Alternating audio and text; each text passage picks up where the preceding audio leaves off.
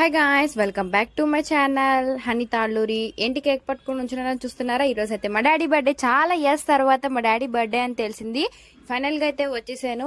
మా డాడీ కోసం వెయిటింగ్. నేను కాకుండా మా కెమెరామ్యాన్ కూడా వెయిట్ చేపిచ్చేసాను. ఫైనల్గా అయితే డాడీ అయితే వచ్చేసారు. క్యాండిల్ వెలిగిద్దాం అన్న టైంలో క్యాండిల్ అనేది వెలగడం లేదు. సో ఇంకా వేరే క్యాండిల్ తీసుకుని క్యాండిల్ అనేది వెలిగించేసాను అనమాట. మా డాడీ అయితే ఫుల్ ఎక్సైట్మెంట్గా ఫీల్ అవుతున్నారు.